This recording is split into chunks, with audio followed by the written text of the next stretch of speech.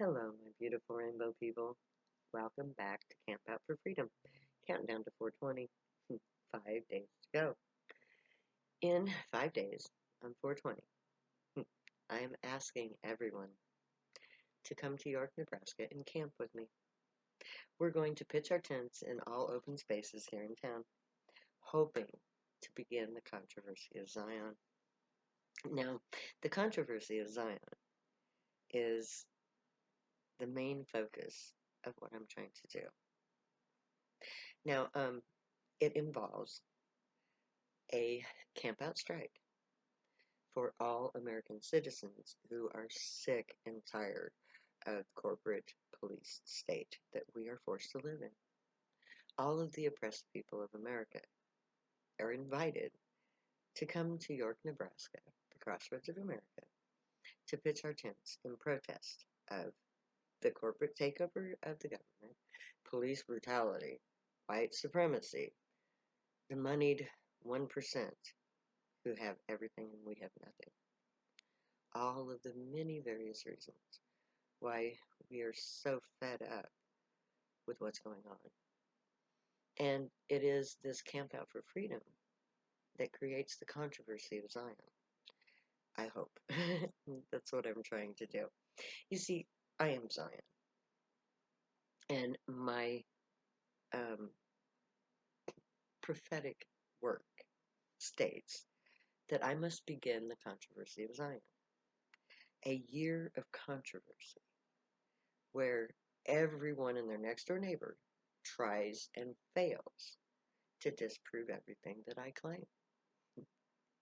And my claims are what the controversy is based on. So these are my claims. I claim that I am the prophetic prophet of Israel, Zion, from the 54th chapter of the book of Isaiah. I claim to have already enacted every stipulation of prophecy foretold of the prophetic figure, Zion. And Zion is a very controversial figure. You see, she is the Moses of her day. She stands up in front of everyone and demands justice for her and her oppressed people. They are oppressed because they use drugs, particularly marijuana. And it is the controversy over the war on drugs that gets the ball rolling. Now, that is just one part of her controversial claims. She claims to be not the Messiah itself, but the bride from the Jewish tradition. And that Messiah, the chosen one of Israel, is in fact my childhood sweetheart, who fulfilled his part of prophecy by rejecting me in my youth and getting angry with me recently. And so he is Messiah. His name's Kenny, not Jesus. So part of the controversy of Zion is that Jesus is never going to return, that the cross is in fact an idol, and all who worship the cross are fools. That's what the prophecy says.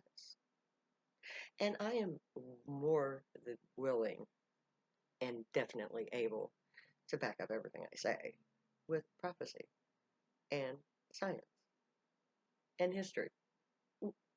So I dare anyone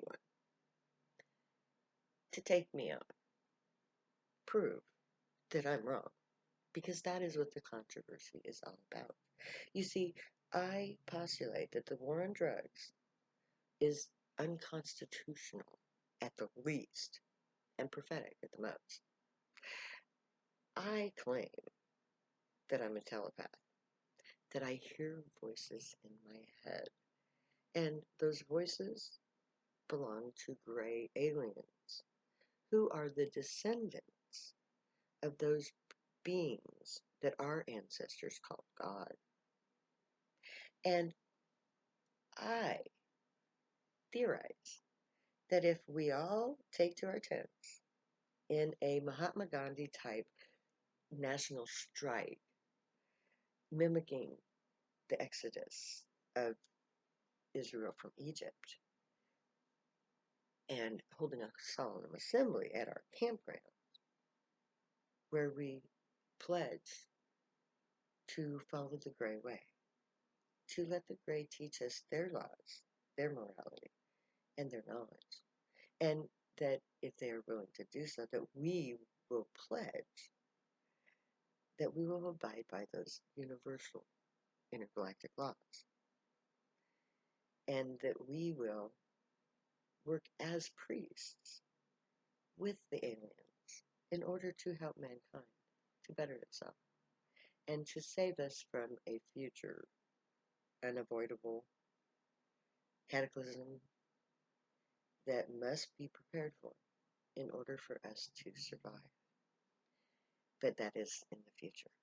Right now, what we're concerned with is creating the controversy of Zion, which is what I'm hoping to do on 420.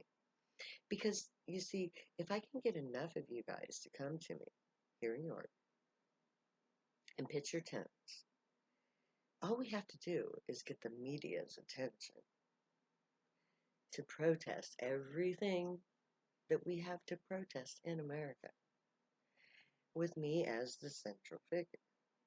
I will get up in front of the cameras and I will declare the nation of Zion, creating a nation in a day,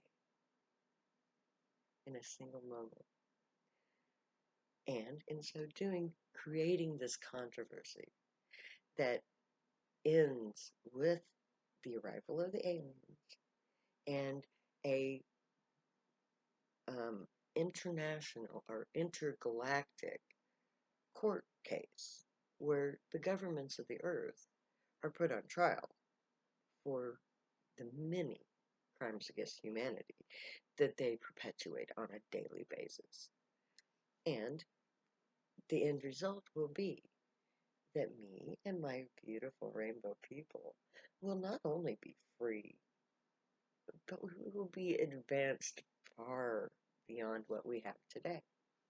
Our current technologies will seem pathetic in light of what our children will soon be learning from the Gray. So within one generation, we will go from mundane humans stumbling through science, trying to figure out the truth, to an intergalactic planetary body, part of a universal governing system of loosely affiliated planets. Something kind of like the Federation from Star Trek, which uses the Force from Star Wars as a scientific means to live, combining the two into a seamless whole, where our children and grandchildren will fly through space as if it were going to the grocery store. Imagine peace, prosperity for all humans. A world where no money is ever used except for to play games. And where each person is guaranteed life, liberty, the pursuit of happiness, and all basic necessities from birth as a birthright. Because you were born, you are guaranteed a home, safe conditions to live in, proper training in your best future career, where there is no violence except for in the sports arena where it belongs, and where there is only diversity. And in a few generations, there will only be one shade of human, a beautiful shade of brown, tan, because all of our beautiful rainbow colors will mix and merge into a beautiful color that will be universal to the human race. And in doing so, we will incorporate all of our genetic materials and eliminate a lot of our disease. Because sickle cell anemia would be totally eradicated with the proper amount of white genetic material mixed into the black genome. So we can create a perfect human race just by being ourselves and allowing ourselves to just get past race and past childish things like money and violence. Because violence begets violence. And as long as we operate under the assumption of violence, as in the police force, all we're ever going to have is more violence. Which is why we have to take a stand against police brutality, against corporate takeover of America, against the Republicans' ridiculous white supremacist make America great again crap. Because that is, America was never great, my friends. Even at its most great, it was always a hypocritical nation that subjected the poor and the minorities to a totally different form of America.